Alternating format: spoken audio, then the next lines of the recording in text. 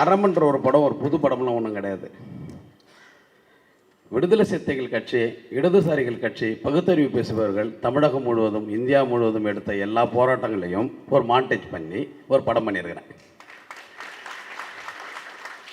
இதில் நயன்தாரா பேசுனாங்க, இல்லை பழனி பேசினார், இல்லை இது மாதிரி பல பாத்திரங்கள் பேசும்ல. இந்த பாத்திரம் எல்லாம் நம்ம தலைவர் பேசுனது.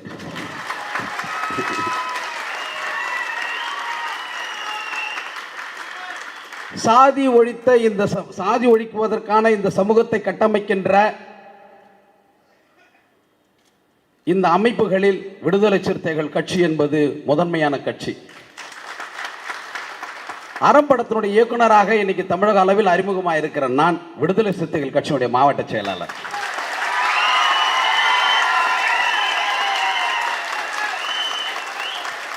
அறம்படத்தினுடைய வெற்றியை விட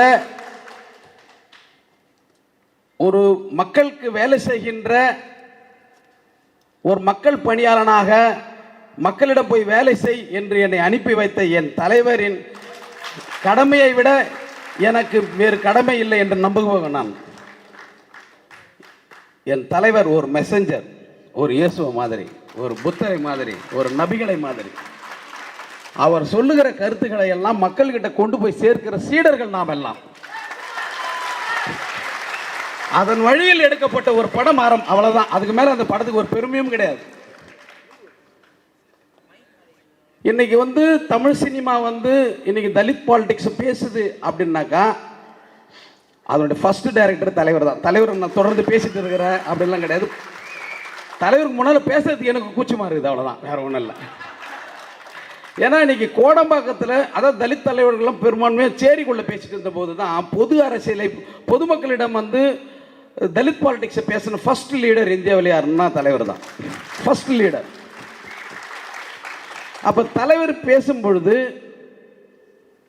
அந்த தைரியம் கோடம்பாக்க தெருக்களில் ஊர்களில் இருந்து, கடலூர்ல இருந்து, பெரம்பலூர்ல இருந்து, மதுரையில இருந்து, சென்னையில இருந்து, என்ன மாதிரி திருவள்ளூர்ல இருந்து வந்த எங்களுக்கெல்லாம் ஒரு பெரிய உற்சாகம் இருக்குது. நாங்கள் யாருக்கிட்டனாலும் என்னன்னாலும் பேசுவோம். ஏன்னா எங்கள் பின்னெல்லாம் எங்கள் தலைவர் இருக்கிறாரு, எங்கள் விடுதலை சிறுத்தைகள் கட்சி இருக்குது, என் தோழர்கள் இருக்கிறாங்க.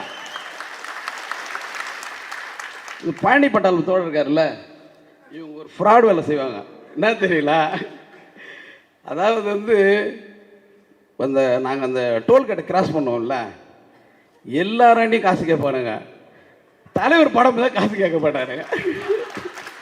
அப்போ ஒருத்தர் இன்னொரு அரசியல் கட்சி சேர்ந்து ஒருத்தர் சொன்னார் என்கிட்ட ஏன்னா எங்கள் தலைவர் படம்லாம் நாங்கள் வைக்கிறோம், ஆனால் யாருமே அவனுங்க கேட்கவே மாட்டானுங்கண்ணா, அவனுங்க துட்டு கொடுத்துட்டு தான் போகணுன்னுவானுங்க. ஆனால் தலைவர் அது என்னன்னா அது பயம் இல்லை. அது நான் ரொம்ப விட்டுருக்கணும். அது பயம் இல்லை. பொது சமூகத்திடம் மிகப்பெரிய மரியாதையை கொண்ட ஒரு தலைவராக நம் தலைவர் இருப்பது தான். அதாவது வெளியே வேணும்னா அவன் ஜாதியை பேசிக்கிறான் தன்னுடைய பாதுகாப்புக்காகவோ இல்லை வேற ஏதோ தேவைக்காகவோ. ஆனால் உள்ளுணர்வில் ஒரு மனசாட்சியோடு நீங்கள் கவனிச்சீங்கன்னாக்கா தலைவர் தான் இந்த சமூகத்தினுடைய மிகப்பெரிய பொது தலைவர். ஏன் இதெல்லாம் நான் பேசுறேன்னா, எனக்கு பிற்காலத்தில் பல விருதுகள் கிடைக்கலாம், ஆனால் சாதியை ஒழிக்க வேண்டும் என்று நிறைவோடு உறுதியோடு உட்கார்ந்து கொண்டிருக்கிற இந்த சபையில் வழங்கப்படுகிற இந்த விருது தான் எனக்கு சிறப்பான விருது. அதுவும் தம்பி ரஞ்சித் மூலியமாக என் கையில் கொடுத்தார் தெரியுமா. அந்த தலைவருடைய அந்த மனநிலை தான் இந்த உலகத்தினுடைய சிறந்த மனநிலை நான் கருதுகிறேன். தம்பி ரஞ்சித்துக்கு இந்த சபையில் என்னுடைய நன்றியை தெரிவித்துக் கொள்கிறேன். எதுவும் நடக்காது, அது எனக்கு தெரியும். ஏன்னா இந்தியா முழுதும், நான் நினைக்கிறேன் தமிழகம் முழுதும் விடுதலை சிறுத்தைகள் இருக்கலாம், ஆனால் இந்தியா முழுதும் இருக்கிற ஒரு தலித்துக்கு நடுவில் தலைவர் இருக்கிறார். ஒரு ஏ ஒரு தலித், ஒரு பி ஒரு தலித் தான் நடுவில் தலைவர் இருப்பார். பின்னு ஒரு தலித், சின்னு ஒரு தலித்னா நடுவில் தலைவர் இருப்பார். அதனால எல்லாரையும் இணைக்கின்ற மிகப்பெரிய ஒரு இருதயமாக தலைவர் இருக்கும் பொழுது நம்ம அச்சப்பட தேவையில்லை. அதனால எனக்கு எந்த பிரச்சனையும் இல்லை, அதனால ஒன்றும் இல்லை. ரெண்டாவது, இந்த படத்தில் நான் ரொம்பவும் நெகிழ்ச்சியோடு பாராட்ட வேண்டிய இன்னொருத்தர் இருக்காங்கன்னாக்கா கவிஞர் உமாதேவி தான். இந்த என்னுடைய திரைக்கதை எந்த அளவுக்கு வலிமையானதோ, இல்லை எந்த அளவுக்கு இந்த திரைக்கதை மக்கள்கிட்ட கொண்டு போய் சேர்ந்து ஒரு மிகப்பெரிய ஒரு வலி ஏற்படுத்துச்சோ, அதுக்கு இணையாக அவருடைய பாடல்கள் முக்கியத்துவம் வாய்ந்தது. ரொம்ப சாதாரணமாக அதுக்காக மெனக்கிடாமல் ஒரு நிமிஷத்தில் எனக்கு எழுதி கொடுத்தாங்க இந்த பாடல். அவங்க எப்படா இந்த சுச்சுவேஷன் இவங்களுக்குலாம் அதெல்லாம் சொல்ல போகிறேன் அப்படிலாம் நான் நினச்சிக்கிட்டு இருந்தேன். ஆனால் நான் வந்து அவங்க ரொம்ப நான் என்ன நினைக்கிறேனோ அதை செஞ்சுட்டாங்க. ஏன்னா நாங்கள் 2 பேருமே ஒரே இது இருக்கிறோன்றதுனால அதுக்கப்புறம் எந்த மாற்றம் இதுவும் இல்லை. அது அவ்வளோதான். ஏன்னா நாங்கள் எல்லாமே ஒரே இடத்துல வந்து ஒரு இடத்துல உருவாக்கப்பட்டவர்கள். அதுதான், வேறு ஒன்றும் இல்லை. அதனால் வந்து ரொம்ப இந்த படத்தை வந்து இன்னும் ரொம்ப இது பண்ணியிருக்கோம் அப்படின்னா அந்த பாடல்கள் ரொம்ப முக்கியமானது. எனக்கு வந்து இந்த சபையில் வந்து தோழர் உமாதேவி அவர்களை, கவிஞர் அவர்களை, அவங்க மட்டும் தனி ஒரு விழா எடுக்கணும் அவங்களுடைய பாடல்களுக்காக அப்படின்றது நான் கேட்டுக்கிறேன். அது இந்த வேலையை வந்து மருதம் கலைக்கூடம் செய்யும்னு நான் நம்புகிறேன். அதுதான். மற்ற முறையில் வந்து நான் என் பாவல் தோழருக்கு, இதுக்கு முன்னால் வாழ்த்து பேசுகிறவங்களுக்கு எல்லாருக்குமே நான் நன்றி தெரிவிச்சுக்கிறேன். என் தலைவருக்கு நான் மீண்டும் மீண்டும் நன்றியையும் என்னுடைய அன்பையும் தெரிவிச்சு. ஏன்னா இந்த மாதிரி சூழலில் அவரை தவிர எனக்கு வேறு எந்த துணையும் கிடையாது. விழுத்திரு மீரா கதிரவன் அண்ணன் வந்து ஆக்சுவலி நான் அசிஸ்டன்ட் டைரக்டர், நான் காலேஜில் அசிஸ்டன்ட் டைரக்டராக ட்ரை பண்ணுறப்போ நான் மீட் பண்ணியிருக்கேன். தங்கர் பச்சான் ஆஃபீஸில் தான் போய்ட்டு மீரா கதிரவனை மீட் பண்ண அண்ணன். அந்த நாள்லேருந்து எனக்கு அவர் தெரியும். அதுக்கப்புறம் நாங்கள் பேசிக்கிறது இல்லை. அதுக்கப்புறம் நான் படம் பண்ணதுக்கப்புறம் அவள் பேர் தமிழரசி வந்ததுக்கப்புறம் தான் அண்ணன் படம் பண்ணியிருக்காது தெரியும். அப்புறம் அட்டகத்தி பண்ணதுக்கப்புறம் அண்ணன் பேசினாங்க. அப்புறம் விழித்திரு 2 படமே ரொம்ப முக்கியமான படமாக தமிழ் சூழலில் இருக்குது.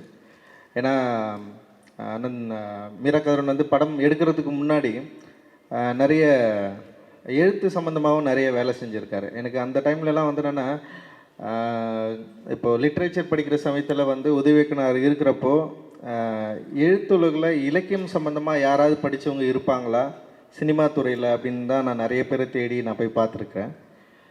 அந்த இடத்துல வந்து மீரா கதிரவன் அண்ணன் வந்து அவங்க வந்து அவங்களுடைய புத்தகங்கள், திரைப்படங்கள் சம்மந்தமாக சில புத்தகங்களை எழுதி வெளியிட்டிருந்தாங்க. அப்போது அப்படி தான் எனக்கு பழக்கமாச்சு. உண்மையிலேயே ரொம்ப சிரமத்துக்குள்ளான தன்னுடைய படைப்பை ஒரு ஒர்க்கை வந்து பண்ணிவிட்டு அதை படம் ரிலீஸ் பண்ணுறதுக்கு எவ்வளோ தவிச்சார். அவளுடைய புலம்பல்கள் எவ்வளோ இருக்குது, அவ்வளோ வருத்தப்பட்டு அவ்வளோ வந்து பாரம் சிந்தி ஒரு பெரிய சினிமாவில் வந்து படம் பண்ணுறது ரொம்ப ஈஸி, படம் ரிலீஸ் பண்ணுறது ரொம்ப கஷ்டம். எல்லாமே பயங்கர ஒரு பெரிய ப்ராசஸ். முக்கியமாக வந்து இந்த மாதிரியான ஒரு கதை சொல்கிறதுல பார்த்திங்கன்னா, அட்டகத்தியில் வந்து நான் கதை எழுதிட்டு திடீரப்போ அம்பேத்கர் பேரை போட்டிருந்தேன். எப்படின்னா, அந்த கதாநாயகன் வந்து வீட்டிலேருந்து கிளம்பி வெளியே வரப்போ அன்றைக்கி வந்து அம்பேத்கருடைய பிறந்தநாள் இருக்கும். அங்கே நின்று அம்பேத்கர் ஐயாவை வணங்கிட்டு போவான். இதுதான் காட்சி அதில். ஆனால் என்னால் அந்த காட்சி வைக்கவே முடியல. அது ஏன்னா அது ஸ்கிரிப்ட் கொடுக்குறப்பவே நீங்கள் அதை எழுதுங்க, ஏன் அதை வைக்கிறீங்க அப்படின்னு சொல்லிட்டு தான் கேட்டாங்க. ஆனால் வந்து என்னென்னா, நான் தேர்ந்தெடுத்த இடங்கள் எல்லாமே வந்து அம்பேத்கர் சிலை இருக்கிற இடமா, அப்புறம் இதுதான் நான் ஃபுல்லாக வேணுன்ட்டு தான் பண்ணேன் நான். ஏன்னா என்னுடைய வாழ்க்கையே வந்து உன்னால் புறந்தள்ளவே முடியாது. சினிமாவிலையும் சரி, இலக்கியங்களையும் சரி, எதுலேயுமே வந்து உன்னால் புறந்தள்ளவும் முடியாது, புறக்கணிக்கவே முடியாது. ஏன்னா இவ்வளோ ஆண்டு காலம் வந்து இப்போ அயோத்திதாசர் பண்டிதரையே காலி பண்ணவங்க இவங்க, புரியுதுங்களா? ஏன்னா அயோத்திதாசர் பண்டிதர் தான் முதல்ல வந்து தமிழன்றதுக்கு அடையாளமே அர்த்தமே சொல்கிறாரு. சாதியற்றவர்கள் தான் தமிழர்கள்னே சொல்கிறாரு. அயோத்திதாசர் பண்டிதர் வந்து ரொம்ப முக்கியமான ஸ்டேட்மெண்ட்டு. சாதியற்றவர்களை தமிழர்கள்னு சொல்லிட்டு சொல்லுங்கன்னு சொல்கிறாரு. அவ்வளோ முக்கியமான ஒரு ஆளுமையே இங்கே வந்து காணாமல் போகப்பட்டிருக்கு, காணாமல் அடிக்கப்பட்டிருக்காரு. அதுக்கப்புறம் தான் அம்பேத்கர் நூற்றாண்டு விழாவுக்கு அப்புறம் தான் அயோத்திதாசரே நம்ம வந்து மீள் உருவாக்கம் செய்ய வேண்டிய தேவை இருக்குது. ஏன்னா இப்போ வந்து யாருடைய காலம் அப்படின்றப்போ வந்து இந்த மாதிரியான நம்முடைய அரசியலை, நம்முடைய வரலாறை, நம்முடைய மொழியை, நம்முடைய பாடலை, நம்முடைய இலக்கியத்தை, நம்முடைய வடிவத்தை நாமே எழுதுகிற ஒரு காலகட்டம் இப்போ வந்துருச்சு, நம்ம கையில் வந்துருச்சு. இதுதான் ரொம்ப முக்கியமானதாக நான் பார்க்குறேன். ஏன்னா எந்த வடிவத்திலையும் ஒடுக்கப்பட்டவருடைய அரசியலும் வாழ்வும் இல்லாமல் பேசவே முடியாது அப்படின்றது தான் உண்மை. ஏன்னா இப்போ நீங்கள் பொதுவாக பார்த்தீங்களா, தலித்துகளுடைய வாழ்க்கை அப்படின்னு சொன்னாவே எப்படி காட்டுவாங்கன்னா, நீங்கள் சினிமாக்குள்ளே பார்த்துருப்பீங்க, கூனி குறுகி ரொம்ப வறுமையாக, அப்படியே பஞ்சமாக. நான்லாம் வறுமைன்றது என்னன்றதே உனக்கு ஒரு பெரிய பிரச்சனையாக இருக்குது. நான் கஞ்சி குடிக்கிறது வறுமைன்னு உனக்கு தப்பாக சொல்லியிருக்கிறான்டா. என் கஞ்சியோட டேஸ்ட் உனக்கு தெரியுமாடா? இல்லை, கஞ்சியோட டேஸ்ட் அவனுக்கு தெரியுமா? காலைல மாட்டுக்கறி வந்து அடுப்பில் சுட்டு அம்மா வந்து இடிச்சு அந்த மாட்டு இது எங்கள் ஊரில் தோலாட்டின்னு சொல்லுவாங்க, திருவள்ளூரில். ஓகேவா? அந்த மாட்டு கறியை வந்து நான் அறுத்து போட்டு எங்கள் அம்மா வந்து காய வச்சுருப்பாங்க. என்கிட்ட வந்து ஒரு குச்சி குச்சிடுவாங்க, ஏன்னா காக்கா வந்து தூக்கின்னு போயிடும். அப்போ அந்த காலையில் அந்த பழுது குடிக்கிறப்போ அம்மா வந்து அடுப்பில் போட்டு சுட்ட இடிச்சு கொடுப்பாங்க. அதோட உணவோட அருமை டேஸ்ட் உங்களுக்கு தெரியுமா? அது இதை நான் சாப்பிட்றதுனால நீ என்னை வறுமைன்னு சொன்னால் உன்னுடைய முட்டாள் எவனுமே கிடையாது. என்னுடைய வாழ்க்கை மிக கொண்டாட்டமானது. என்னுடைய கொண்டாட்டமான வாழ்க்கையை நீ தொடர்ந்து வறுமை இருமுன்னு சொல்லிட்டு எனக்கு அது பிடிக்கவே இல்லை. என்னன்னா அவனுங்க வேறு எதுவும் ஒன்று சொல்லிகிட்டே இருக்கானுங்க இவனுங்க அப்படின்னு சொல்லிட்டு ஒரு கோவம் இருந்தது நமக்கு. அதுக்கப்புறம் தான் நம்ம வந்து சரி நம்ம எடுக்கிற திரைப்படங்களில் நம்ம என்னெல்லாம் பண்ணலாம் அப்படின்னா, இவங்கள் புறக்கணிக்கப்பட்ட மொழியை, புறக்கணிக்கப்பட்ட வாழ்க்கையை, புறக்கணிக்கப்பட்ட அரசியலை நம்ம பேசணும் அப்படின்னு சொல்லிட்டு வரோம். அதுக்கான ஸ்பேஸ் உண்மையிலே அந்த டைமில் இல்லை. ஏன்னா நான் வந்து அட்டகத்தி வந்து கதை சொல்கிறப்போ வந்து என்னெல்லாம் இருக்குமோ அதெல்லாம் மறைச்சி தான் நான் சொல்லி சுற்றிட்டு இருந்தேன். இதெல்லாம் இல்லை. ஆனால் படமாக பண்ணுறப்போ என்ன பண்ணணும்னு சொல்லிட்டு நான் ரொம்ப தெளிவாக இருந்தேன் நான். ஏன்னா திருநீர்மலை தான் நான் செலக்ட் பண்ணேன். திருநெல்வேலியில் பெரிய அளவில் எங்கே பார்த்தாலும் அம்பேத்கர் ஃபோட்டோ தான் இருக்கும். வரேன் நீங்கள் எங்கே கேமரா திருப்பி வச்சாலும் அம்பேத்கரை நீங்கள் வந்து, ஏன்னா 2 சிலை இருக்கும் அங்கேயே. நீங்கள் அந்த பக்கம் போனால் அங்கேயே ஒரு சிலை இருக்கும், இங்கே ஒன்று சிலை இருக்கும். ஊரில் எங்கே போனாலும் வந்து அம்பேத்கர் படம் இருக்கும். உண்மையிலேயே கொஞ்சம் திட்டமிட்டு தான் வேலை செஞ்சோம். அது கொஞ்சம் பயமாக இருக்கும் எனக்கு. சென்சார் பிரச்சனைலாம் தாண்டி படம் ரிலீஸ் வரைக்கும் வந்து எங்கேயாவது இதை அழிச்சிட சொல்ல போகிறாங்களா, ஒரே அதில் ஒன்று இருந்தது. என்னென்ன சொல்கிறேன் நான், ஊராட்சி மன்ற தலைவர் பேர் வந்து விடுதலை சிறுத்தைகள் கட்சி கலரில் இருக்கும். அதை வந்து அழிக்க சொன்னாங்க, இதை அழிச்சிருங்க இதை அப்படின்னு.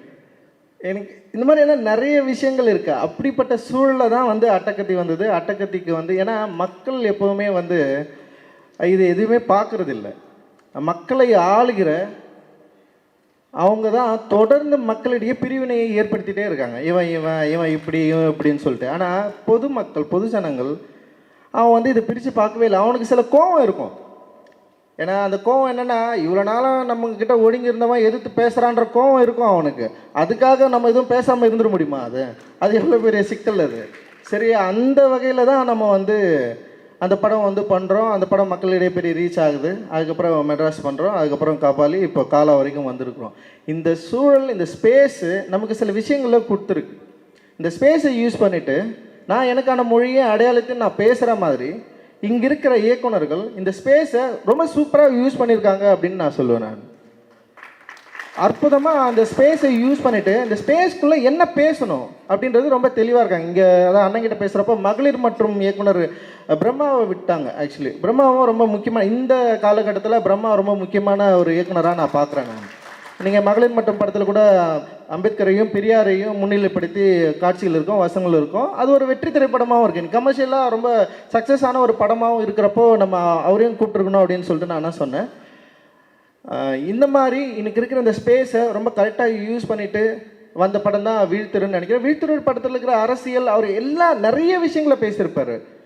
நிறைய குறியீடுகளை அதில் வச்சுருப்பார். அதை தாண்டி அந்த படம் ரிலீஸ் ஆகுது. ஆனால் ரிலீஸ் ஆனதுக்கப்புறம் அவருக்கு பெரிய போராட்டம். இன்றைக்கி வரைக்கும் அண்ணன் வந்து அந்த போராட்டத்தில் தான் இருக்கிறாருன்னு நினைக்கிறேன், மீராக்கதரன் அண்ணன்.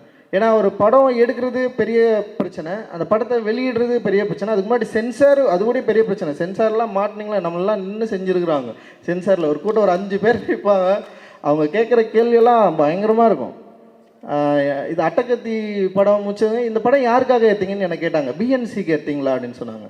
ஆமாங்க, யாரோ பார்க்க போகிறாங்க அவங்களுக்காக எடுத்தோம் அப்படின்னு சொல்லிட்டு. அதாவது மெட்ராஸ் படத்துக்கு வந்து ஒரு கேள்வி கேட்டாங்க. இது வந்து ஏ சர்டிஃபிகேட் தான் கொடுத்தாங்க அந்த படத்துக்கு. அப்போ வந்து பேசுகிறப்போ சொல்கிறப்ப ஏன் கொடுக்குறீங்கன்னா, ஆமாம் இது வந்து ரவுடிங்கில் பற்றின படம் அப்படின்னு சொன்னாங்க ஃபஸ்ட்டு. என்ன எனக்கு ரொம்ப அதிர்ச்சியாக இருந்தது, என்ன ரவுடிங்கில் பற்றின படமா அப்படின்னு சொல்லிட்டு கேட்குறப்போ, ஆமாம் நீங்கள் ரவுடிங்கில் பற்றின படம் தான் எடுத்துருக்கிறீங்க, போயிட்டு நீங்கள் ரவுடிங்களுக்கே காட்டுங்க, யார் ரவுடின்னு கேட்டேன். ஹவுசிங் போர்டில் இருக்கிறவங்களாம் ரவுடிங்க தானே. இந்த தமிழ் சினிமா குடிசையில் வசிக்கிறவனையும் மீனவ குப்பங்களில் வசிக்கிறவனையும் சேரிகளில் வசிக்கிறவனையும் என்னவா காட்டியிருக்குன்ற பொது புத்தி தான் அது. அதை தான் நம்ம உடைக்கணும்னு நம்ம ட்ரை பண்ணுறோம். அதுதான் வந்து ஸ்க்ரீனில் இது உடைச்சிட்டு இருக்கிறோம் நம்ம. நீங்கள் நினைக்கிறது கிடையாதுரா அப்படின்னு சொல்லிட்டு. ஏன்னா இதில் ரொம்ப முக்கியமான விஷயம் பார்த்தீங்களா, நாட்டாமை மாதிரியான சில விஷயங்களில் ஊரில் ஒருத்தன் தான் நல்லவனாக இருப்பான், அவன் ஒரு ஊரோட பெரிய அடையாளமாக இருப்பான். இங்கே சேரியில் ஒருத்தன் கெட்டவனாக இருப்பான், ஒட்டுமொத்த சேரிக்கும் அடையாளமாக அவன் இருப்பான். இது என்ன லாஜிக் அப்படின்றதுல வந்து நமக்கு பெரிய குழப்பம் இருக்குது. இந்த மாதிரியான விஷயங்களில் வீழ்த்திரு வந்து ரொம்ப முக்கியமான திரைப்படமாக இருக்குது. தொடர்ந்து அண்ணன் வந்து இந்த மாதிரியான திரைப்படங்களை இன்னும் கமர்ஷியல் ரீதியாக சக்ஸஸ் அடைகிற மாதிரியான பாணிக்குள்ளே போயிட்டு படம் பண்ணணும் அப்படின்னு தான் நான் விரும்புகிறேன். ஏன்னா கமர்ஷியல் சக்ஸஸ் தான் இன்றைக்கி வந்து ஒரு விஷயத்தை வந்து தீர்மானிக்குது. கமர்ஷியல் சக்ஸஸ் இல்லைன்னா நம்மளாலாம் படமே பண்ண முடியாது. திரும்பவும் வந்து ஒரு குழுவில் ஒரு கூட்டத்தில் நம்ம போடுற ஒரு படமாகவே அது மாறிடும். அந்த வகையில் வந்து வீழ்த்திரு வந்து ரொம்ப அற்புதமான திரைப்படமாக இருக்குது. ராஜமுருகன் வந்து ரொம்ப அற்புதமான மனிதர், எளிய மனிதர். அவருடைய 2 படங்களும் வந்து ரொம்ப சூப்பரான படம். எனக்கு அவ்வளோ பிடிக்கும் அவருடைய ஒர்க்கு. ஜோக்கரில் அவர் பேசின அரசியலாக இருக்கட்டும், அவருடைய முதல் படங்களில் பேசின அரசியலாக இருக்கட்டும், ரொம்ப அற்புதமான எளிய மக்களுடைய வாழ்க்கையை தொடர்ந்து பேசிட்டு அவருடைய எழுத்துலேயும் இருக்கும். தொடர்ந்து அவருடைய மேடைகளில் பார்த்தீங்கன்னா ரொம்ப கோபமாக பேசுவார், எல்லாத்தையும் பயங்கரமாக திட்டி பேசிட்டே இருப்பார். ஏன்னா அவருக்கு அவ்வளோ கோபம் இருக்குது இந்த சமூகத்து மேலே. இந்த ஏன் வந்து இங்கே எல்லாருமே வந்து ஒற்றுமை இல்லாமல் இருக்கிறோம் அப்படின்றது மேலே, எந்த சித்தாந்தத்தை நம்ம ஏற்றுக்க போகிறோம் அப்படின்றது மேலே, தொடர்ந்து நம்ம ஏன் வந்து இவ்வளோ பிளவுபட்டு இருக்கிறோன்றது மேலே அவ்வளோ பிரச்சனைகள் இருக்குது. ஏன்னா நீங்கள் ஜோக்கர் படத்திலே வந்து சூப்பரான காட்சி அமைப்புகள் கூட இருக்கும். ஏன்னா இந்த சமூகத்தை புரிந்து கொள்ளக்கூடிய கலைஞர்கள் நமக்கு தேவைப்படுறாங்க. அந்த இடத்துல தான் வந்து தோழர் ராஜமுருகன் வந்து ரொம்ப சூப்பரான ஒரு ஆளாக இருக்கார். தொடர்ந்து அவருடைய திரைப்படங்களில் ரொம்ப முக்கியமான படங்கள் எடுப்பார் அப்படின்னு நான் நினைக்கிறேன். அவருக்கும் வாழ்த்துக்கள். அடுத்தது அண்ணன் கோபி நாயனார், அவருக்கு வாழ்த்துக்கள். ஏன்னா அவர் வந்து எனக்கு எப்போ தெரியும்னா காலேஜில் தெரியும். என்னோடய காலேஜில் நான் மீட் பண்ணியிருக்கேன் அவரை. அப்போ வந்து ஓவியர் சந்துருவையும் அண்ணன் வந்து நடராஜனையும் பார்க்க வருவார். நான் அங்கே தான் அவரை மீட் பண்ணியிருக்கேன். அதுக்கப்புறம் அவர்கிட்ட வேலை செஞ்சுருக்கிறேன்னு சில பேர் பேசுகிறாங்க. நான் அவர்கிட்ட ஒரு நாள் கூட நான் வேலை செஞ்சது இல்லை. இது வந்து நான் இந்த இடத்துல நான் சொல்கிறேன், அவர்கிட்ட நான் வேலை செஞ்சதில்லை. அவர்கிட்ட கதை வாதத்தில் கூட நான் வந்து கலந்தது இல்லை. ஏன்னா வந்து தொடர்ந்து வந்து இப்போ என்னென்னா, அறம்னு ஒரு படம் ஜெயிச்ச உடனே என்ன பண்ணுறானுங்கன்னா, எனக்கும் அவருக்கும் வந்து பிரச்சனையை கிளப்பிடுவார் நிறைய பேர் வந்து ட்ரை பண்ணுறாங்க. அது அண்ணன் இன்னைக்கு வந்து ஒரு சால்வில் போட்டு முடிச்சு வைக்கிறேன்.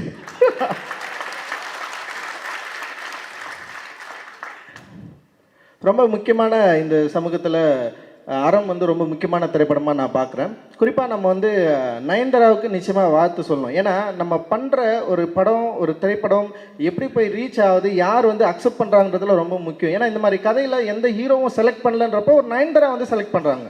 அவங்க வந்து இதை அக்செப்ட் பண்ணுறாங்கிறப்போ வந்து ரொம்ப சூப்பரான விஷயமா இருக்குது. அது கமர்ஷியல் ரீதியாக மக்களை எளிதில் போயிட்டு ரீச் ஆகுது. இதை நம்ம பயன்படுத்திக்கணும்.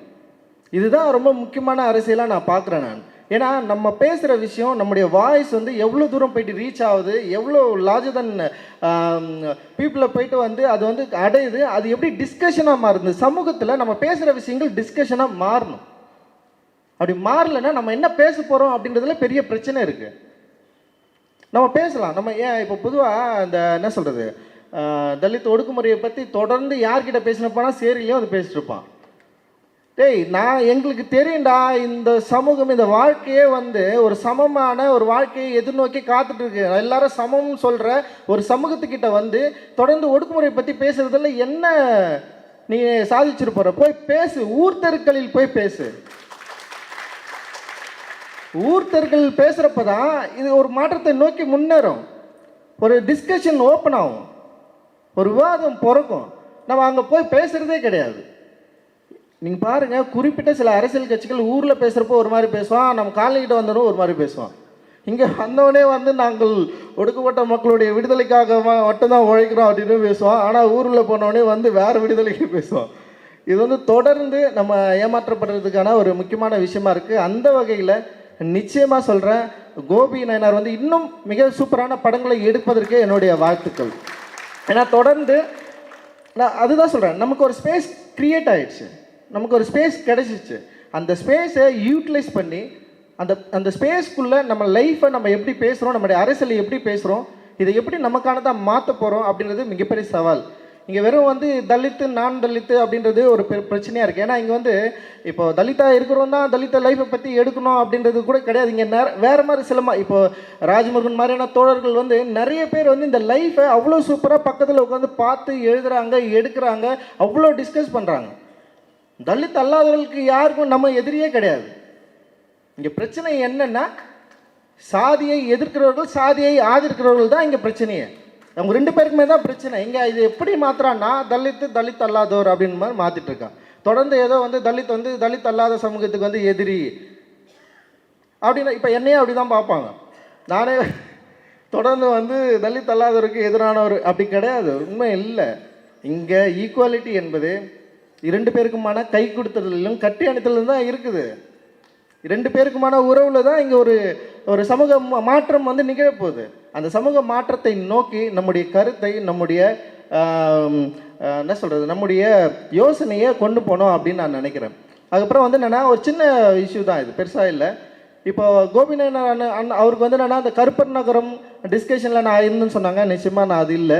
அதுக்கப்புறம் கருப்பர் நகரத்துக்கும் மெட்ராஸுக்கும் ஏதாவது ஒற்றுமை இருக்கான்னா நிச்சயமாக அந்த கதைக்கும் என் கதைக்கும் எந்த சம்மந்தமும் கிடையாது. ஏன்னா திரைப்படம் வந்து மெட்ராஸ் படம் வரப்போ இந்த டிஸ்கஷன் வந்தது. நான் அவர்கிட்ட பர்சனலாக நான் பேசினேன். இது உங்கள் கதை கிடையாதுன்னா, ஏன்னா அவருக்கும் எனக்கும் பெருசாக சம்மந்தமே கிடையாது. இது வந்து ரொம்ப உண்மை. ஏன்னா அவர் காலேஜுக்கு வருவார், நான் பேசுவேன். சில இடங்களில் நான் எங்கேயாவது பார்த்துருப்பேன், பேசுவேன். அது மீறி வந்து பெருசாக நான் அவர் கூட இன்ட்ராக்ட் பண்ணவே இல்லை.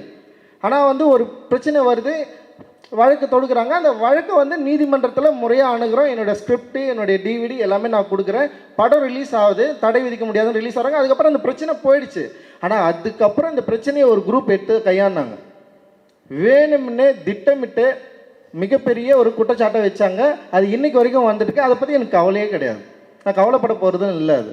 ஏன்னா அதில் உண்மை இல்லை அப்படின்ற இடத்துல தான் வந்து இந்த பிரச்சனையே இருக்குது. அதனால தான் நான் சொல்கிறேன், தயவுசெய்து என்னையும் கோபி நாயனாரும் பற்றியும் நீங்கள் வந்து தொடர்ந்து எழுதுறது அப்படின்றது வந்து எங்களுக்கு 2 பேருக்குமான இடைவெளியை உண்டாக்குவதற்கு, இல்லை ஒரே சமூகத்திலேருந்து 2 பேர் வந்துட்டானுங்க இவங்களை பிரிக்கணும், இல்லை வந்து இவங்களுக்கு ஒருத்தனுக்கு எதிராக நிறுத்தணும் அப்படின்னு நீங்கள் ஏதாவது யோசிச்சிங்கன்னா அது வேஸ்ட்டுன்னு நான் நினைக்கிறேன். தயவுசெய்து வேறு வேலை ஏதாவது போய் பாருங்கள்.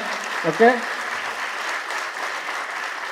அதனால் இந்த மாதிரியான சமூக மாற்றத்துக்கான சினிமா தொடர்ந்து வரும். ஏன்னா நான் என்ன சொல்கிறேன்னா, என்னுடைய தயாரிப்பிலே பரியேறும் பெருமாள்னு ஒரு படம் வருது.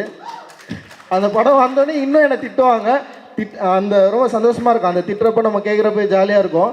அந்த திட்டுதலையும் வாங்கிட்டு தொடர்ந்து இந்த சமூக மாற்றத்துக்காக, சமூக முன்னேற்றத்துக்காக, இந்த சமூகத்தில் இருக்கிற சாதிய இழிவை போக்கக்கூடிய மன மாற்றத்தை உருவாக்கக்கூடிய திரைப்படங்களை நாங்கள் உருவாக்குவோம். இதில் வந்து அதுக்கு அண்ணன் திருமாவளவன் போல நிறைய பேர் வந்து சப்போர்ட் பண்ணணும். இதுதான் வந்து ஏன்னா என்ன சொல்கிறது, அரசியல் கட்சி ரொம்ப தீவிரமாக இருக்கிற சமயத்தில் இந்த மாதிரியான பாராட்டு கூட்டங்கள் ரொம்ப அவசியமாக இருக்குது. இந்த மாதிரியான தோழர்கள், அதாவது இயக்குநர்களை உற்சாகப்படுத்துவது ரொம்ப முக்கியமானதாக நான் நினைக்கிறேன். இந்த உற்சாகம் மக்களிடையே கொண்டு போய் சேரும். இது வந்து நிறைய டிஸ்கஷனை உருவாக்கும் அப்படின்னு நான் நம்புகிறேன். அண்ணன் யுரேகா ரொம்ப அற்புதமாக பேசினார். அவரை நான் ஏதோ ஃபஸ்ட் டைம் பார்க்குறேன். அப்புறம் விழா இயக்குனருக்கும் என்னுடைய வாழ்த்துக்கள். அதுவும் ரொம்ப முக்கியமான ஒரு திரைப்படம் தான். நீங்கள் அதை முடிஞ்சால் அதை பாருங்கள். ஏன்னா இப்போ இதெல்லாம் தெரியாமல் போன படங்கள் விழாலாம் வந்து அதுவும் வந்து ஒரு பறை அடிப்பனுடைய வாழ்க்கையை பற்றி பேசின ஒரு படம். இது மாதிரி நிறைய படங்கள் எடுத்துகிட்டு இருக்காங்க. ஆனால் அது பொதுமக்களை போய்ட்டு ரீச் ஆகிறதுல நிறைய பிரச்சனைகள் இருக்குது, சிக்கல்கள் இருக்குது. தயாரிப்பு, அப்புறம் அது வெளியீடு, இது சம்மந்தமான நிறைய ப்ராப்ளங்கள் இருக்குது. ஏன்னா நம்ம இன்றைக்கி படம் எடுக்கிறதே ஒரு பிரச்சனை, அதுக்குள்ளே இவ்வளோ பிரச்சனைகள் இருக்குது. இதெல்லாம் தாண்டி மக்களை போய் ரீச் ஆகணும். ரீச் ஆனதுக்கப்புறம் ஒரு குரூப் நம்மளை திட்டுவான், ஒரு குரூப் நம்மளை பாராட்டுவான். இதெல்லாம் தாண்டி நம்ம தொடர்ந்து படம் பண்ணணும். அந்த படம் திட்டுறவனை அம்பேத்கர் ரொம்ப முக்கியமாக சொல்கிறார், உன்னுடைய வெற்றி புறக்கணிக்க முடியாத வெற்றியாக இருக்கணும்னு சொல்கிறார். யார் புறக்கணிக்க முடியாத வெற்றியாருன்னா, சாதிய சமூகத்தில் உன்னை தொடர்ந்து ஓடிக்கிட்டு இருக்கான்ல அவன் கூட உன்னுடைய வெற்றியை பார்த்து கை தட்டணும்னு சொல்கிறாரு. இந்த மாதிரியான வெற்றியை நோக்கி நகருவோம். நான் சினிமாவுக்கு வந்தப்போ என்னெல்லாம் சினிமாவில் பண்ணணும், எந்த அரசியலையெல்லாம் பேசணும் அப்படின்னு நினச்சனோ அதற்கு முற்றிலும் எதிரான ஒரு திசையில் சினிமா இயங்கிக்கிட்டு இருந்ததை பார்த்தேன். ப்ராக்டிக்கலாக அதுக்குள்ளே போகும்போது அதில் இருக்கக்கூடிய விஷயங்கள் வந்து நாம் எதையெல்லாம் செய்யணும்னு நினைக்கிறோமோ அதுக்கு முழுமையாக எதிர்த்து செய்யலை பயணித்து கொண்டிருந்த ஒரு சூழலில் தான் நான் சினிமாவுக்கு வந்தேன். இதையெல்லாம் செய்ய முடியுமா, இப்படியான தோழர்கள்லாம் இணைந்து இப்படியான சினிமாக்களை எல்லாம் உருவாக்க முடியுமா அப்படின்னு நான் நினைத்தது 15 வருடங்களில் பழித்து இந்த மேடை அதற்கான ஒரு பெரும் நம்பிக்கையை எனக்கு கொடுக்குது. தோழன் ரஞ்சித்தா இருக்கட்டும், கோபி நாயனார் அண்ணனாக இருக்கட்டும், மீரா கதிரவனாக இருக்கட்டும், அவ்வளவு பேரும் வந்து 15 வருடங்களுக்கு முன்பு நான் பார்த்தபோது தான் நினைத்த ஒரு சினிமாவை எடுத்து விட முடியாதா அப்படிங்கிற ஒரு பெரும் இயக்கத்தில் தவித்து அலைந்து கொண்டிருந்தவர்கள். என்னென்னா நார்மலாக வந்து சினிமாங்கிறது இந்த ஆர்ட் ஃபார்ம் பொலிட்டிக்கலாக நம்ம என்ன பேசணும் அப்படிங்கிறதெல்லாம் தாண்டி அது ஒரு வியாபார ஸ்தலம். அதுதான் முதல்ல. பணம் போடுறவனுக்கு பணம் வரணும், அதுதான் முக்கியம். இன்னொன்று அதுதான் உண்மை, அதை தாண்டி எதுவுமே கிடையாது. அதாவது அதுதான் முதல்ல, பணம் இருக்கணும், அதை வந்து வியாபாரமாக மாற்றணும். ரஞ்சித் சொன்னது வந்து ரொம்ப முழுமையான உண்மை. நம்முடைய கலையை, நம்முடைய அரசியலை எப்படி வியாபாரமாக மாற்றுகிறோமோ, எப்படி வெற்றிகரமாக மாற்றுகிறோமோ, அவ்வளவுக்கு நம்ம அடுத்தடுத்து அந்த மாதிரியான படங்களை எடுக்க முடியும். அதுதான் ரொம்ப உண்மை. அதுக்கான ஸ்பேஸ் க்ரியேட் பண்ணுறதுங்கிறது ஒரு பெரிய விஷயம். நம்ம ப்ரொடியூசர்கிட்ட போய் கதை சொல்ல போனோம்னா கரெக்டாக 3 மணிக்கு வாங்க அப்படிம்பாங்க. 3 மணிங்கிறது லஞ்சு முடிஞ்சு அவங்க தூங்க போகிற டைம். நம்ம போய் அங்கே சார் ஓப்பன் பண்ணா அப்படின்னு ஆரம்பித்தாலே மெதுவாக அவங்க தூக்கத்துக்கு போவாங்க. இந்த தூக்கத்துக்கு நடுவில் நம்ம சொல்கிற கதை அவங்களுக்கு புரியணும். அதுவும் நம்ம எடுத்துகிட்டு போகிறது, நம்ம பேசுகிற வசனம், நம்ம சொல்கிற அரசியல்லாம் அவங்க வெகு தூரத்தில் இருப்பாங்க. அவங்க எப்போ குத்துப்பாட்டு வரும், எப்போ ஃபைட்டு வரும் அப்படிங்கிறதுக்கான ஒரு சூழல்லே இருந்துகிட்டு இருப்பாங்க. நான்லாம் நினச்சிக்குவேன், ஒரு பெரிய கவிஞர் வந்து அடிக்கடி ஒரு டைலாக் சொல்லுறது, நமக்கே இப்படி டவுசர் கிளியுதே, அவன்லாம் என்னையா பண்ணுவான் அப்படின்னு சொல்லிட்டு. அது மாதிரி நம்ம பேசுகிற ஓரளவு ஏதோ கொஞ்சம் அரசியலுக்கு இவ்வளவு ஸ்ட்ரகிள் இருக்கு. இந்த கோபி நாயனார்லாம் என்ன பண்ணுவார்னு நான் யோசிச்சிருக்கேன் சில வருடங்களுக்கு முன்னாடி. எப்படி ஒரு படம் கிடைக்கும்னு. பட் அதையெல்லாம் உடைச்சி ஒவ்வொரு படைப்பாளனாக அதற்கான ஸ்பேஸை கிரியேட் பண்ணது அப்படிங்கிறது ரொம்ப முக்கியமான விஷயம். நான் பத்திரிகையில் பணியாற்றினவன் 7 வருடங்களாக. ஒரு 10 வருடங்களுக்கு முன்பு வரை பத்திரிகைகளில் மாட்டுக்கறி அப்படிங்கிற ஒரு விஷயத்தை எழுதுறதே பெரிய விஷயமா இருக்கும். அதுக்கே சென்சார் நடக்கும். அப்படியான ஒரு சூழலில் இன்றைக்கு மாட்டுக்கறிங்கிற ஒரு வார்த்தை சகஜமாக தமிழ் சினிமாவில் புழங்குவதுங்கிறது எவ்வளோ பெரிய கட்டுடைப்பு நடந்திருக்கிறது அப்படிங்கிறதுக்கான ஒரு சாட்சியாக இருக்கிறது.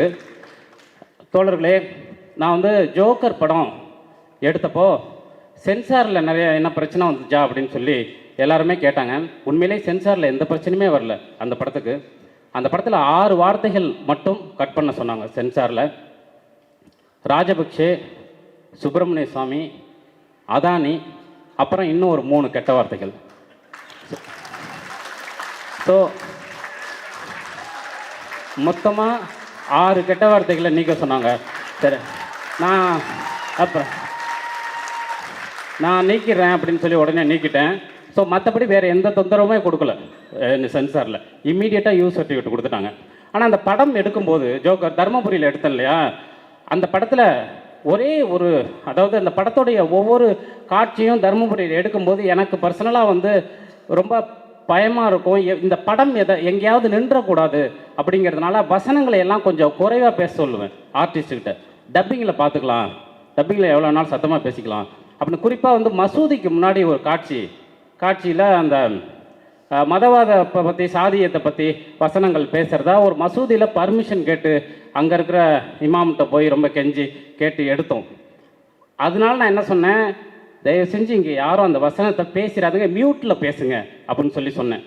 ஸோ அந்த வந்த நடிகர்கள் எல்லாருமே புது நடிகர்கள். அவங்க மியூட்டில் பேசணும்னா அவங்களுக்கு அந்த உணர்ச்சி வரமாட்டேங்குது. அப்படி சொல்லணும், யோ என்னையா அது ஒன்றும் ஓவர் ஆக்டிங் பண்ணுற, இல்லைன்னா ஒன்றுமே வர மாட்டேங்குது அப்படின்னு எடுத்து ரீடேக் ஒரு நாள் தான் பர்மிஷனு. எடுத்து பார்த்துட்டு 10 டேக்கு 20 டேக்குன்னொன்னே பேசுங்க அப்படின்னு சொல்லிட்டேன். பேசுங்க, பார்த்துக்கலாம் எது இருந்தாலும். ஆனால் அந்த காட்சி எடுத்தோம், அது மாதிரியான நிறைய காட்சிகள் எடுத்தோம். எதுக்குமே எந்த எதிர்ப்புமே எங்கேயுமே வரல. ஒரே ஒரு ஷாட்டு பெரியார் சிலைக்கு கீழே இது சாதி மறுப்பு திருமணம் அப்படின்னு ஒரு எழுத்தை வச்சு 2 பேருக்கு, இளவரசன் திவ்யா சாயல் உள்ள 2 பேருக்கு ஒரு திருமணம் நடப்பதாக ஒரே ஒரு மாண்டேஜ் எடுத்தேன். அது படத்தில் ஒரு 5 செகண்ட் 10 செகண்ட் தான் வரும். அந்த காட்சியை நான் ஒரு அரை மணி நேரம் தான் எடுத்தேன் தருமபுரி நகரத்தில் இருக்கக்கூடிய பெரியார் சிலையில். அடுத்த அரை மணி நேரத்தில் அந்த காட்சியை எடுத்துக்கிட்டு இருக்கிற மாதிரியான ஃபோட்டோ வாட்ஸ்அப்பில் எங்கே பார்த்தாலும் பரவி ஈவினிங்கே வந்து குறிப்பிட்ட கட்சியை சேர்ந்தவங்க ஷூட்டிங் ஸ்பாட்டில் இறங்கிட்டாங்க. ஷூட்டிங் நடத்தக்கூடாது அப்படின்னு சொல்லிட்டு. எனக்கு இது எப்படியாவது இது நின்று போச்சுன்னா திருப்பி நான் இதை பஞ்சாயத்து பண்ணி இந்த படத்தை எடுத்துகிட்டு வரதுங்கிறது ரொம்ப கஷ்டமாக இருக்குமேன்னு சொல்லி எனக்கு ஃபோன் வந்தது. மறுநாள் காலையில் பஞ்சாயத்துக்கு வாங்க அப்படின்னு சொல்லிட்டு நான் உடனடியாக வந்து நம்ம அன்பு தோழர் திருவண்ணாமலை சிபிஐ தோழர் அவரை வர வச்சு நைட்டோட நைட்டாக காலையில் போய் 11 மணி வரைக்கும் ஷூட்டிங்கை நிறுத்திட்டு அவங்கள்ட்ட இல்லை, அவங்க வந்து இது என்ன கதை, எதை பற்றி பேசுகிற கதை, இதற்கெல்லாம் நான் விளக்கம் கொடுத்து அப்படி எதுவுமே இல்லைன்னெலாம் சொல்லி அதுக்கப்புறமா அந்த ஷூட்டிங்கை வந்து ஸ்டார்ட் பண்ணேன். அதன் பிறகு நாயக்கன் கோட்டையில் அப்பு பாலன் நினைவு இடத்துல ஒரே ஒரு ஷாட் எடுத்துடணும்னு அந்த படம் முடிகிற வரைக்கும் ட்ரை பண்ணேன். அது முடியல, அங்கே வந்து அசம்பிளாகவே முடியல, அப்படியான ஒரு சூழல். பட் அதெல்லாம் தாண்டி அதை எடுத்துகிட்டு வந்தோம். ஸோ இப்படியான ஒரு சூழலுக்கு நடுவில் இந்த மாதிரியான படங்களை தொடர்ந்து எடுத்து வருவது அப்படிங்கிறதுக்கான படைப்பாளிகள் இந்தியா முழுவதும் உருவாகி கொண்டிருக்கிறார்கள். அப்படிங்கிறதுக்கான முக்கியமான காரணம் பெரியாரும் அம்பேத்கரும் நமக்கு விட்டு சென்ற கருத்தியலும், அதை இன்றும் அரசியலில் தொடர்ந்து கொண்டிருக்கிற திருமானன் மாதிரியானவர்களும் தான். முக்கியமாக இங்கே மீரா கதிரவன் வந்து அவர் வந்து ஒரு சிறந்த எழுத்தாளர். அடூர் கோபாலகிருஷ்ணனுடைய திரைக்கதைகளை நிறைய மொழிபெயர்த்திருக்கிறாரு. அவர் வந்து நிச்சயமாக அவரால் ஒரு தப்பான படத்தை எடுக்கவே முடியாது. அப்படியான ஒரு நபர். அவர் முன்வைக்கக்கூடிய அரசியல் என்பது வந்து எப்போவுமே மக்களுக்கான அரசியலாக திரைப்படங்களில் ஒளிபரப்பப்பட்டே கொண்டே இருக்கும். அதற்கு விழித்தர் வந்து ஒரு முக்கியமான ஒரு சாட்சி. கோபி நாயனார் அண்ணன், எனக்கு அவரை ரொம்ப நாளாக தெரியும். அவர் பல்வேறு விஷயங்களில் ஒவ்வொரு காலகட்டத்திலையும் என்னை சந்திச்சிருக்காரு, நம்ம பேசியிருக்கோம். ஒரு தொலைபேசியிலேயே வந்து அலைபேசியிலேயே ஒரு பெரும் கதையை, ஒரு நெடுங்கதையை வந்து ஒரு அரை மணி நேரம் 3/4 மணி நேரம் சொல்லியிருக்காரு. அப்படியான நான் வந்து அவர் பேசக்கூடிய அரசியல், அவர் உணரக்கூடிய அரசியல் எப்படியாவது திரையில் வந்து விடாதா அப்படின்னு அவரை விட ஏக்கமாக காத்து கொண்டிருந்தவன் நான். ஏன்னா அப்படி ஒரு படம் வந்தால் அது எப்படியான ஒரு அதிர்வை, எப்படியான ஒரு திறப்பை ஏற்படுத்தும் அப்படின்னு வந்து எனக்கு நல்லா தெரியும். அதை வந்து அறத்தில் அவர் செஞ்சுருக்காரு. அவருடைய வெற்றிங்கிறது ஒரு மாற்று அரசியலுக்கான, சினிமாவுக்கான மிகப்பெரிய கதவை இன்னைக்கு திறந்து வச்சிருக்கு. ஏன்னா நயன்தாரா மாதிரியான ஒரு அதுதான் ரொம்ப முக்கியமான விஷயம். ரஜினி மாதிரியான ஒருத்தவரை வைத்து ஒரு பெரிய வியாபாரத்துக்குள் நம் அரசியலை பேசுவது, நயன்தாரா மாதிரியான ஒரு பெரிய கதைநாயகியை வைத்து நம்முடைய அரசியலை பேசுவது, அதுதான் நமக்கான ஒரு மிகப்பெரிய வெற்றியாக மாறும். அதை வந்து மிக அற்புதமாக செய்திருக்கிறார் கோபி நாயனார் அண்ணன். அவர் வந்து ஒரு பெயிண்ட் எல்லாம் தெளித்து ஒரு வீட்டுக்குள்ளே இருக்கக்கூடிய ஒருவனின் காதல் காட்சி தமிழ் சினிமா எப்போ பார்த்துருக்கு? அப்படியான ஒரு காதல் காட்சியை இப்படி கொண்டு வந்து பேசி வைக்க முடியுமா அப்படிங்கிறது தமிழ் சினிமாவில் இயங்கி கொண்டிருப்பவர்களுக்கு தெரியும். அதையெல்லாம் தாண்டி அறம் மாதிரியான ஒரு பெரும் அற்புதமான ஒரு படத்தை எடுத்த கோபி நாயனாருக்கு என்னுடைய வாழ்த்துக்கள். இந்த சூழலில் நான் தொடர்ந்து சொல்லக்கூடிய ஒரே ஒரு விஷயத்தை இங்கே சொல்லிட்டு விடைபெறேன். நான் பாலநிலத்துக்கு கீழேயே போய் நின்று எப்போவுமே பேசுவேன். ஒரு டீயை குடிச்சிட்டு, தோழர் இந்த சிபிஐயையும் சிபிஎம்ஐயும் எப்படியாவது இணைச்சிட முடியாதா அப்படின்னு சொல்லி பேசுவேன். அப்புறம் அங்கே போய் அந்த ஆஃபீஸில் போய் சிபிஎம்ஐயும் எம்ஐயும் ஐயையும் இணைச்சிட முடியாதா அப்படின்னு சொல்லி பேசுவேன். அப்படி எப்படியாவது இந்த இந்தியா முழுக்க, தமிழகம் முழுக்க மிக மோசமான ஒரு அரசியல் காலகட்டத்தில் நம்மை பிரித்தாளும் சூழ்ச்சியோடு இயங்கி கொண்டிருக்கக்கூடிய மனுதர்ம, வர்ணாசிரம, ஆதிக்க சாதிகளுக்கு நடுவே நம் மக்களுக்கான உரிமைகளை, அரசியல் உரிமைகளை மீட்டெடுப்பதற்கு மனித உரிமை போராளிகளாக எங்கு பார்த்தாலும் சிதைந்து கிடக்கிற, ஒற்றுமை இல்லாமல் கிடக்கிற அத்தனை பேரும் ஒன்றாக கரம் கோர்த்து வர வேண்டும் என்பதை தவிர என்னுடைய படைப்புக்கு வேறு எந்த அர்த்தமும் இல்லைன்னு நான் நினைக்கிறேன். அதை செய்வது மட்டுமே என்னுடைய வாழ்நாள் நோக்கமாக என் படைப்புகளில் தொடர்ந்து செய்து கொண்டே இருப்பேன் அப்படின்னு நான் நினைக்கிறேன். அப்படி அம்பேத்கரின் பின்னால் நிற்பவர்களும், பெரியார் பின்னால் நிற்பவர்களும், மார்க்சின் பின்னால் நிற்பவர்களும் எப்போதும் ஒன்றாக இருக்க வேண்டும். அதற்கான விஷயங்களை தான் திருமானன் போன்றவர்கள் தொடர்ந்து செய்து கொண்டிருக்கிறார்கள். அது தொடர்ந்து படைப்பு தளத்திலும் அரசியல் தளத்திலும் நிகழ்ந்து கொண்டே இருக்க வேண்டும் என்று நினைக்கிறேன். அதற்கான ஒரு பெரும் நம்பிக்கையை இந்த மேடை விதைத்திருக்கிறது. 2007 அவள் பெயர் தமிழரசி ஒப்பந்தமாச்சு. 2010 அந்த படம் வெளியீடு வந்தது. 2010 நான் அந்த படம் வெளியீட்டுக்கு பிறகு ஒரு 3 மாதம் கழித்து புதிய பார்வைன்னு ஒரு இதழ் வந்துகிட்டு இருந்தது. அந்த புதிய பார்வை இதழில் நான் ஒரு பேட்டி கொடுத்துருந்தேன். அந்த பேட்டியோட தலைப்பே தமிழின் அடுத்த கட்ட சினிமா தலித் சினிமான்னு 2010 நீங்கள் எல்லோரும் நினைவில் கொள்ளணும். 2010 அது முடிஞ்சு 2010 சரியாக அதுக்கப்புறம் 3 வாரம் கழித்து பெங்களூரை சேர்ந்த நண்பர் வலைப்பதிவர் அறிவழகன் கைவளையம் அப்படிங்கிற ஒரு வலைப்பதிவர் என்னை பெங்களூரில் சந்தித்து ஒரு நீண்ட பேட்டி எடுக்கிறாரு. அந்த பேட்டியில் நான் தமிழ் சினிமாவுக்குள்ள இருக்கக்கூடிய சாதியத்தை பற்றி பேசுகிறேன். நான் தமிழ் சினிமா வந்து சாதியின் அடிப்படையில் தான் இயங்கிக்கிட்டு இருக்கு, சாதி அரசியல் தவிர்த்துட்டு இங்கே வந்து சினிமாவை பேச முடியாது, குறிப்பாக இன்னும் சில வருடங்களில் தமிழ் சினிமாவில் தலித், வஞ்சிக்கப்பட்ட மற்றும் ஒடுக்கப்பட்ட சமூகங்களிலிருந்து படைப்பாளிகள் மேலெழுந்து வருவார்கள், அவர்கள்தான் தமிழ் சினிமாவை கைப்பற்றுவார்கள் என்று சொல்லியிருந்தேன். அப்போது அதை வந்து அவர் வந்து அவருடைய முகநூலில் பகிர்ந்திருந்தார். நான் எதிர்பார்க்கவே இல்லை, பயங்கரமான ஒரு தாக்குதல் எனக்கு மேலே நடந்தது. வந்து தாக்குதல்னால் நான் அது கொஞ்சம் கூட எதிர்பார்க்கல. பயங்கரமான வசைச்சொற்கள், எங்கெங்கேயோ இருந்து வந்து ஒருத்தர் என்ன ஒரு தயாரிப்பாளர் சொன்னார், நீ ஒரு முதல் பட இயக்குனர், திறமையின் அடிப்படையில் தான் உன்னை நாங்கள் அங்கீகரிக்கிறோம், நீ சினிமாவில் சாதி இருக்குன்னு சொல்கிற, நீ வேற ஒரு சினிமா வரும்னு சொல்கிற, இது தவறான ஒரு விஷயமா இருக்குன்னு சொன்னதுனால அது ஒரு பெரிய விவாதமாக மாறி முகநூல் கணக்கை நான் வந்து 2 மாதங்கள் முடக்கி வைக்க வேண்டிய சூழல் உருவாக்கப்பட்டுச்சு. அதுக்கு பிறகு தமிழ் சினிமாவில் வந்து ஏன் சொல்கிறேன்னா, நண்பர் சகோதரன் ரஞ்சித் சொன்ன மாதிரி 2010 நான் வந்து அதுக்கான ஸ்பேஸ் இல்லாமல் இருந்தது. 2013 வந்து அட்டகத்தி வருதுன்னு நினைக்கிறேன். வந்து 2013 அட்டகத்தி வருது, 2014 மெட்ராஸ், சாய்ராத், ஃபாண்ட்ரி மாதிரி படங்கள் வருது. ஸோ நண்பன் சகோதரன் சொன்ன மாதிரி நான் ஏங்கியிருக்கிறேன், புறக்கணிக்கப்பட்ட வஞ்சிக்கப்பட்ட மக்களோட வழிகளை பேசுகிறதுக்கோ. ஏன்னா சினிமாவில் வந்து ஒரு அரசியல் ஒருத்தங்க பேசுனாங்கன்னா எதிர் அரசியல்னு ஒருத்தங்க பேசணும்ல, அது மட்டும் ஏன் வந்து திட்டமிட்டு தவிர்க்கப்பட்டு இருக்குங்கிறதுனால வந்து அப்படி இருக்கிற சூழலில் நான் வந்து 2012 வந்து விழித்திரு படம் ஆரம்பிக்கிறேன். 2012 விழித்திரு படம் என்னுடைய சொந்த தயாரிப்பு. எனக்கு என்னுடைய முதல் பட அனுபவனால நானே தயாரிக்கணும். பிறகு இந்த படத்தில் இருக்கக்கூடிய இது என்னதான் மெயின் ஸ்ட்ரீம் சினிமாவாக இருந்தாலும் வணிக சினிமாவாக இருந்தாலும் எங்கேயாவது நம்ம பேசுகிற அரசியலுக்கு சில விஷயங்கள் தடையாக இருக்குங்கிறதுக்காக வேறு வழியே இல்லாமல் தான் நான் தயாரிப்பாளராக மாறுறேன். 2012 வந்தது. 2012 நடந்த என்னோட கண்ணுக்கு முன்னாடி நடந்த ஒரு அநீதியை வந்து நான் வந்து ஏன்னா ஓட்டு அரசியலுக்காக நடந்த ஒரு அநீதியை நான் வந்து என்னோடய சினிமாவுக்குள்ளார பதிவு பண்ண நான் விரும்பினேன். வந்து 2012, 2013, 2014 இந்த படம் முடிஞ்சிருச்சு. 2014 படம் முடிஞ்சதுக்கு பிறகு இந்த படம் முடிகிற வரைக்கும் நான் தயாரிப்பாளராக இருந்ததுனால என்னோடய நண்பர்கள் காசு போட்டாங்க.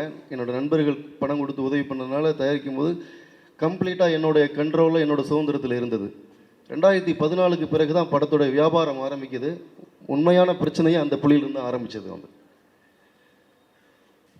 ஒரு கமர்ஷியல் ஸ்ட்ரக்சர் அப்படின்னு நண்பன் சகோதரன் ரஞ்சித் சொன்னார். ரொம்ப முக்கியமான விஷயம். ஏன்னா நான் வந்து கருப்பர் நகரத்தை வந்து என்ன தமிழ் சினிமாவில் ரொம்ப கிளாரிட்டியான, எப்படி தமிழ் அரசியலில் வந்து அண்ணன் திருமாவளவனோ அது மாதிரி தமிழ் சினிமாவில் ரொம்ப கிளாரிட்டியான பொலிட்டிக்கல் நாலேஜ் உள்ளவர் மீஞ்சூர் கோபி அவர்கள் வந்தாங்க.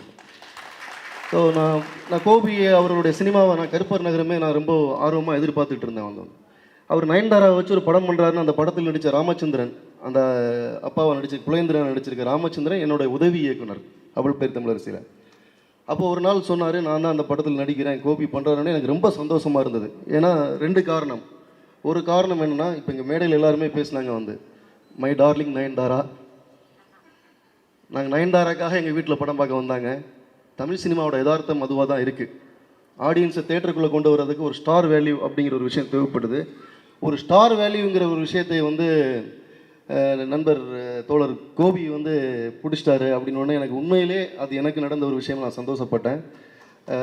அது வந்து அந்த சந்தோஷம் எனக்கு இப்போவும் இருக்குது. விழித்திரு படம் வந்து படம் முடிஞ்சதுக்கு பிறகு ஒரு மிக பிரம்மாண்டமான சமீபமாக வந்து ஒரு மிக பிரம்மாண்டமான ஒரு படத்தை ரிலீஸ் பண்ண ஒருத்தங்க படம் பார்த்தாங்க. நிறைய பேர் படம் பார்த்தாங்க. பார்த்த ஒரு ப்ரொடியூசர் சொன்னார், உனக்கு எதுக்கு தேவையில்லாத வேலை, ஏன்னா தலைவர் மற்றும் மிக முக்கியமான ஆட்கள் இருக்கக்கூடிய மேடையில் கமர்ஷியல் ஸ்ட்ரக்சர் அப்படிங்கிறது என்னவா இருக்குங்கிறதைக்கான ஒரு புரிதலை உருவாக்குவதற்காக இதை நாங்கள் பகிர்ந்துக்கிறேன். உனக்கு எதுக்கு தேவையில்லாத வேலை, நீ ஏன் வந்து இளவரசன் திவ்யான்னு பேசுகிற, ஒரு காலத்தில் பதவி வெறி பிடிச்ச அரசியல்வாதிங்க கையில் இருந்த தீப்பந்தம், இப்போ ஒரு காலத்தில் பண்ணையாருங்க கையில் இருந்த தீப்பந்தம் இப்போ பதவி வெறி பிடிச்ச அரசியல்வாதிங்க கையில் வந்துடுச்சு. நம்ம அடித்து அந்த பையனை தண்டவாளத்தில் போட்ட விஷயம் எப்படி வெளியே தெரிஞ்சது, நம்ம ஆளுங்களை அனுப்பி சேரியை கொளுத்தின விஷயம் எப்படி வெளியே தெரிஞ்சது, இப்படிங்கிற வசனத்தெல்லாம் ஏன் வைக்கிறேன்னு கேட்டாங்க. அப்புறம் முக்கியமாக ஒரு விஷயம் சொன்னார், அந்த படத்தில் வரக்கூடிய அந்த கபாலி போஸ்டர்ஸில் வந்து அந்த குழந்தை போஸ்டர் கபாலி போஸ்டரை ஒட்டிட்டு வேறு போஸ்டர் ஒட்ட முடியுமான்னு கேட்டார் வந்துட்டு. நான் முதலீடு போட்டிருக்கேன் சார், இந்த படத்தை எனக்கு மனசளவில் நினச்சிக்கிட்டு நான் வெளியிடுகிறேன் சார், நான் வந்துட்டேன். ஸோ தாமதங்கள்லாம் அதுவும் ஒரு காரணம் வந்துட்டு. சினிமா என்னவா இயங்குது அப்படின்னு வந்து நிறைய பிரச்சனைகள் வந்தது. படம் ரிலீஸ் ஆகும்போது 2017 மார்ச் 17 அறிவிப்பு கொடுத்தோம். நீங்கள் எல்லாருமே இப்போ கேள்விப்பட்டிருப்பீங்க ரெட் கார்டு அப்படிங்கிற ஒரு விஷயம். ரெட்டுங்கிறது வந்து சமூகத்தின் மிக முக்கியமான குறியீடாக இருக்கலாம், ஆனால் சினிமாவுக்குள்ளே ரொம்ப ஆபத்தான ஒரு கலராக பார்க்குறோன்ட்டு. ஸோ ரெட் கார்டு போட்டாங்க அந்த படத்துக்கு மார்ச் 17 வரும்போது. அது இந்த படத்தோடைய ஹீரோ நடிக்கிற அவர் நடித்த இன்னொரு படம் தோல்வியை தழுவுனதுனால அந்த படத்தோடைய நஷ்டத்தை நான் கொடுக்கணுங்கிறதுக்காக என்கிட்ட ரெட் கார்டு போட்டாங்க. அதனால் மார்ச் 17 ரிலீஸ் பண்ண முடியலை. பிறகு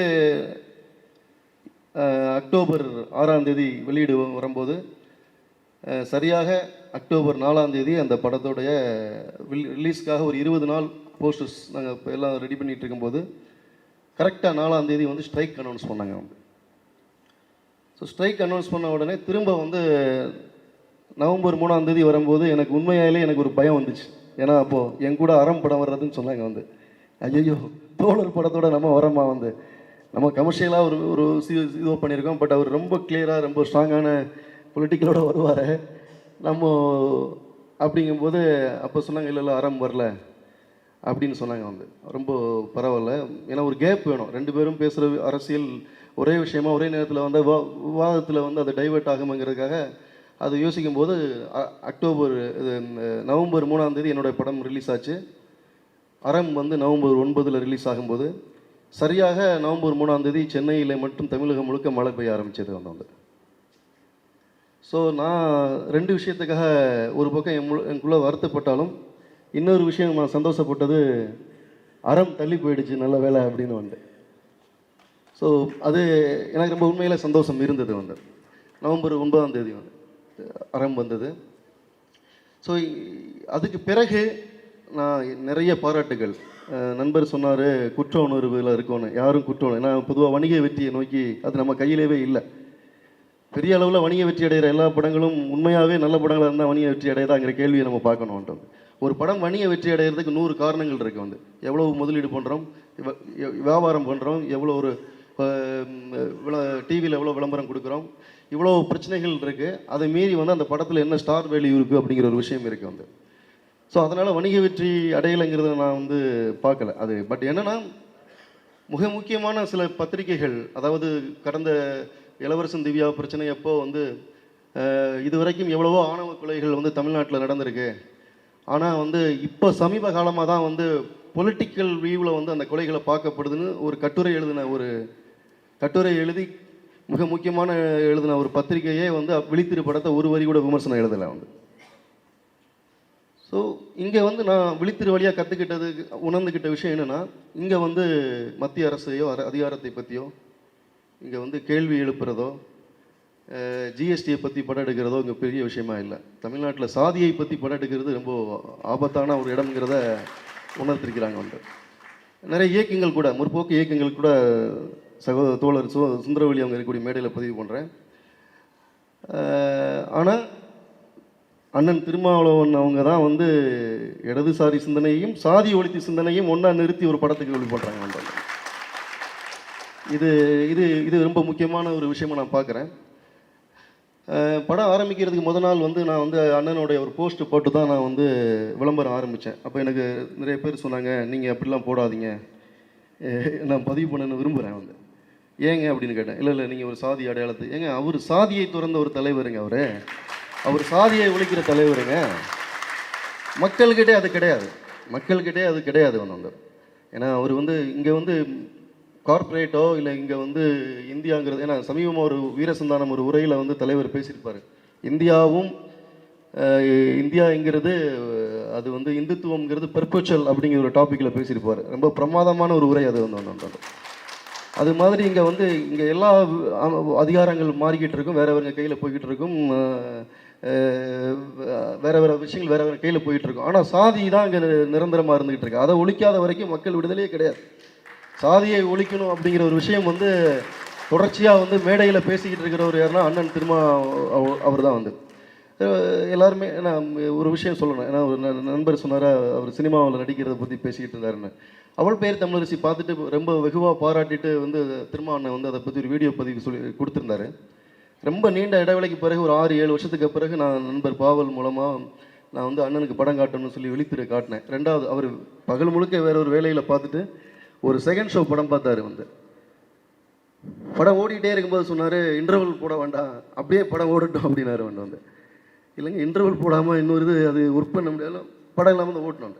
பட் ஒரு வாரத்துக்கு பிறகு நான் வந்து இந்த படத்தை பற்றி கொஞ்சம் அண்ணன் பேசி தந்தால் நல்லா இருக்குமே அப்படின்னு சொல்லிட்டு நான் அவர்கிட்ட வந்து ஒரு கேமரா எடுத்துகிட்டு ஷூட் பண்ணுறதுக்காக போயிருந்தோம். வந்து என்னோடய வாழ்க்கையில் அவ்வளவு நினைவாற்றலான ஒரு மனிதனை நான் சந்தித்ததே கிடையாது. நான் என்னுடைய படத்தை நானோ என்னோட உதவி இயக்குனரோ கூட அவ்வளோ விலாவரியாக பேசியிருக்கவே முடியாது. நான் அப்படியே அவர் பேசிக்கிட்டே இருக்கார், நான் கண்கொட்ட பார்த்துட்டே இருக்கேன். வேண்டும் பார்த்தீங்கன்னா அன்றைக்கி கூவத்தூர் விஷயம் போயிட்டு இருக்கு. வந்து நிறைய டிவியிலேருந்து அவருக்கு நேரலையில் வர்றதுக்கு ஃபோன் வந்துகிட்டே இருக்குது, ஃபோனில் பேசுகிறாரு, பிஸியாக இருக்கார், நிறைய கூட்டம் வந்து திடலில். நீங்கள் படம் ஃபுல்லாக கதையை சொல்லிட்டாருங்க.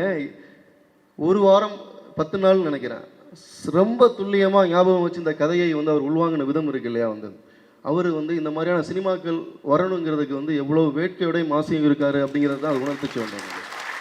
ஏன்னா 2010 நான் ஒரு பேட்டி கொடுக்கும்போது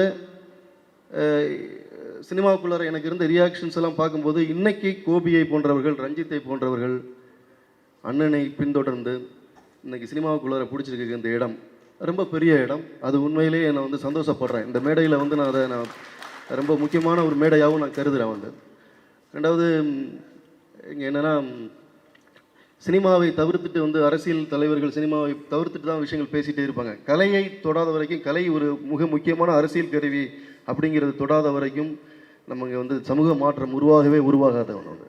ஸோ இந்த சினிமாவுக்கான முக்கியமான படைப்பாளிகளை கூப்பிட்டு எனக்கு உண்மையாகவே நான் மனம் தளர்ந்துருந்தேன். அதான் உண்மை. அது வந்து என்னென்னா வந்து இந்த கூட்டத்துக்கு வந்ததுக்கப்புறம் எனக்கு பெரிய தைரியத்தை உருவாக்கியிருக்கு.